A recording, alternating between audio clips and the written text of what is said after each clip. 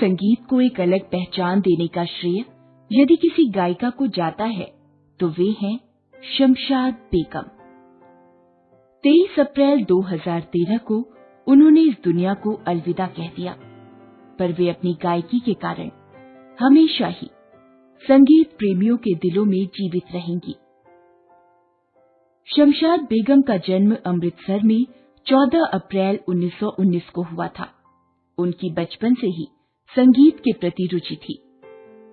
उन्होंने संगीत की कोई विधिवत शिक्षा नहीं ली थी, बस ग्रामोफोन सुनकर संगीत का रियाज करना शुरू किया था।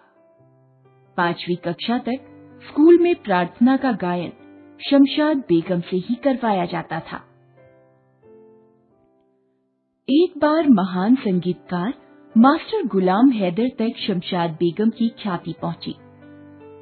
उन्होंने जब उनकी आवाज सुनी तो जेनाफोन रिकॉर्डिंग कंपनी से बात करके शमशाद की आवाज में एक पंजाबी गीत हथ जोड़ा पंखियादा को रिकॉर्ड करवाया। उस समय उनकी आयु मात्र 12 वर्ष थी। इस प्रकार उनका फिल्मी गीतों के गायन का सिलसिला चल पड़ा। फिल्मों में पार्श्व गायन के साथ साथ शमशाद बेगम ने दिल्ली, लाहौर तथा पेशावर रेडियो स्टेशन से भी संगीत के कई कार्यक्रम दिए। उन्होंने नाटकों में भी भाग लेना शुरू कर दिया। इसी बीच सन 1941 में प्रदर्शित फिल्म खजांची के लिए शमशाद बेगम के गाए गीतों की खूब चर्चा हुई। उन्हीं दिनों महबूब खान तकदीर फिल्म बना रहे थे। रफीक गजनवी इस फिल्म के संगीतकार थे। उन्होंने महबूब खान से शमशाद की आवाज की चर्चा की और उनकी राय से इस फिल्म में गाने के लिए शमशाद बेगम को लाहौर से मुंबई आने की दावत दी।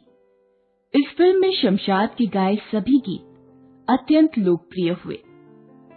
फिर कुछ वर्षों तक शमशाद बेगम गीत गाने के सिलसिले में लाहौर से मुंबई आती जाती रही। अंततः उन्होंने मुंबई में ही रहने का फैसला कर लिया। तकदीर के बाद महबूब खान ने अपनी आगामी फिल्म हुमायूं में मास्टर गुलाम हैदर को संगीत का भार सौंपा।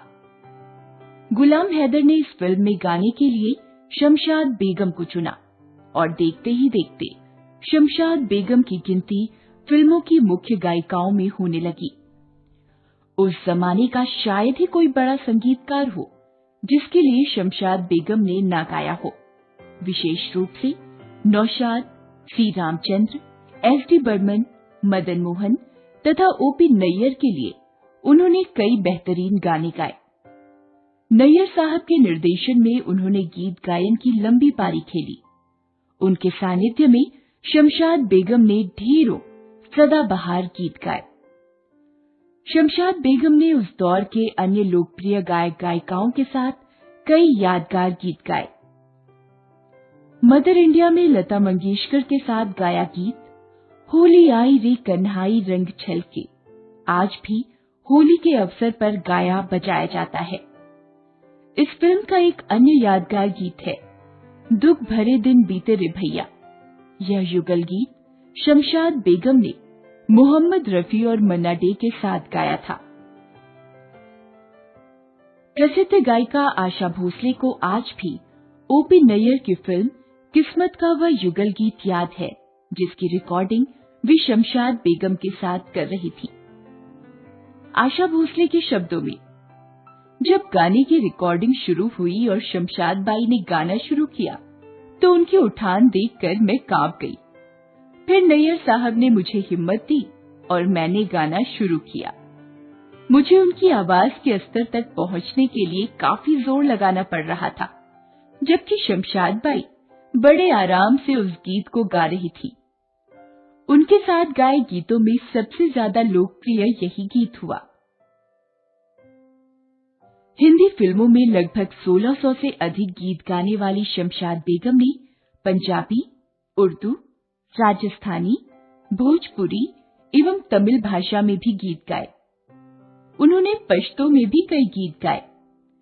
सन 1955 में पति गणपत लाल बट्टो के निधन के बाद शमशाद बेगम अपने अंतिम समय तक इकलौती बेटी उषा और दामाद कर्नल योगराज बत्रा के साथ मुंबई में रहीं। कुछ कुछ समय पहले तक जो भी शमशाद बेगम से मिलता वे उनसे यही कहती थी, मेरे पास मेरे गाए गीतों का एक भी रिकॉर्ड नहीं है, लेकिन मेरे गीतों को दुनिया गा रही है। मुझे इसी बात का संतोष है। अपने गीतों के माध्यम से मैं प्रशंसकों के दिलों में हमेशा जिंदा रहना चाहती हूँ। भला कोई संगीत प्रेमी शमशाद बेगम को कैसे भुला सकता है।